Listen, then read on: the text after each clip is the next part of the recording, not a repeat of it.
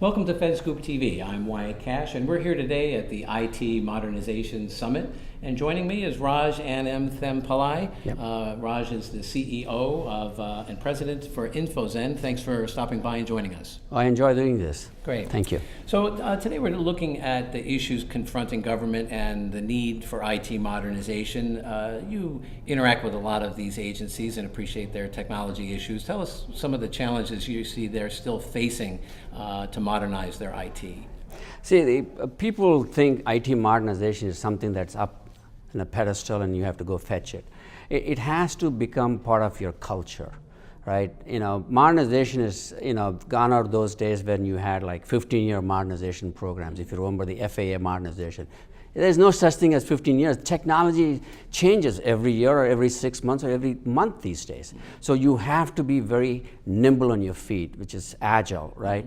And this new concept of DevOps, which is mashing up with the development folks, with testing folks, with the operations folks together, working as a team and do that. So this is great. People do, hey, I'm going to do modernize, I'm going to be DevOps or agile. But then guess what? The back-end processes within the agencies are still stuck in 1930s. It is still the industrial age process. They're not up to this new age process because they think this is an agile project and they let it go. That will never ever work. Think about some of these, without saying anything bad about anybody, some of the large corporations, right? They are an extension of the government. So if a customer wants a quick change, what's the process? Oh, it's a change order. It takes 10 days to go up and down their food chain within their enterprise by the time they get approval. That's not how this works. We got to have a fundamental shift in our thinking these days, which is, come on, let's get to it. Let's show results. It doesn't have to be Big Bang Theory, small increments of success stories. Well, recognizing that's kind of the situation many agencies face and their CIOs in particular, what are some of the things that CIOs can do to better enable their teams, at least to try to make progress in IT transformation? So what they need to do is permeate this across the organization, up, down, left, and up, right? So everything has to be ingrained in every part of the organization. It is just not after the fact. Okay, that team is agile team, this is my regular team. It can never be. Everybody has to be agile, everybody has to be the same kind of notion. So they need to hire people in key management positions that have been those kinds of programmers or those kinds of DevOps engineers or cyber security people and say, hey guys, let's get going. That is very important. So the CIO cannot delegate this. It is not just a grassroots movement. It is a top-down and a bottom-up approach. So everybody has to be in it.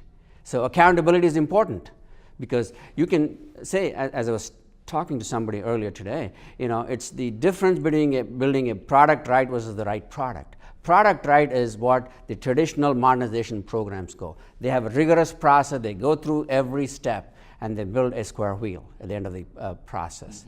That is building the product right. Yep, you followed everything because the technology changed along the way.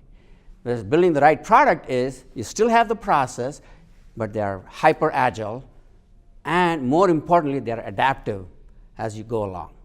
Make some changes because the technology just changed yesterday. I need to incorporate that. And then you come up with a perfectly circular wheel. Well, realizing what a big task this is for agencies and government, they have to kind of start somewhere. What specific systems do you feel are more ripe to move forward with IT transformation? Just to give an example, for one of the major agencies, we moved about 65 different applications, including websites and applications, onto the cloud in 13 weeks. We saved them 40% operations cost in the first 6 months. Okay, so take some of these low-hanging fruit because I know there's inertia amongst the staff, inertia among the people. Let's take some simple stuff and put them on the cloud or put them somewhere as part of the modernization effort and see how things are going. And that way there's a momentum that is building and everybody is going to be part of that. Anybody not part of that, they're going to be left out and left behind. So it's that momentum you have to create. You cannot dedicate this, oh, that's the modernization team or that's an agile team. It has to be ingrained within the entire organization. And speaking of the organization and culture and workforce, which are some of the issues that aren't exactly technical, but are a factor in IT modernization. So how do agencies move forward to adjust their cultures and workforces to get on this track? So what they need to do is hire the right talent. Unfortunately, within the federal government, we have some constraints, right? Because they are working with the taxpayers' dollars. But I always, as a CEO of a company, we always wear two hats, as a taxpayer hat and a business hat. But we always make sure both of them are never ever contradictory, in the sense that every time you look at a problem, how can we do it the least cost possible? Because we are spending taxpayers' dollars. So it is very important that we do the same thing for every program.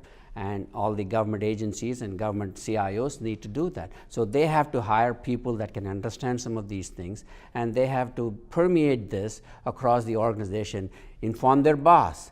I think the previous speaker in the thing, they said, inform the boss.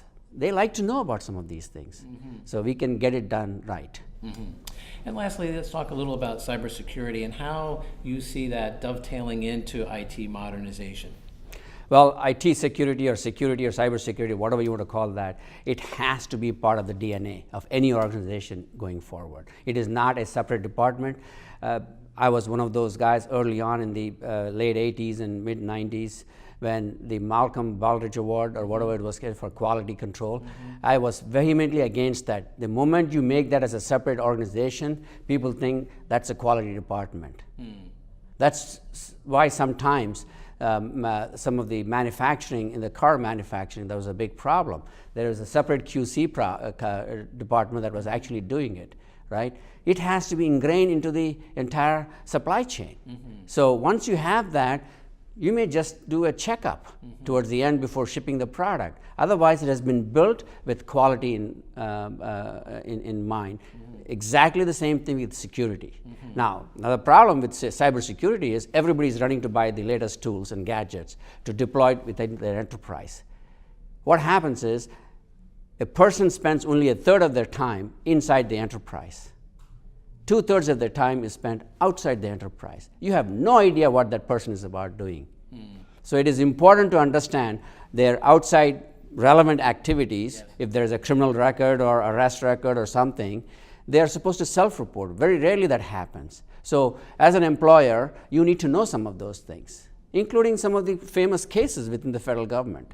If they only had a quick check as opposed to the 5-year routine reinvestigation of security clearances and so on. But if they had a continuous risk monitoring, they would have known some of these flags, and then they could have revoked those security clearances. Same thing, if you know some of those things, you can mitigate some of those insider threats.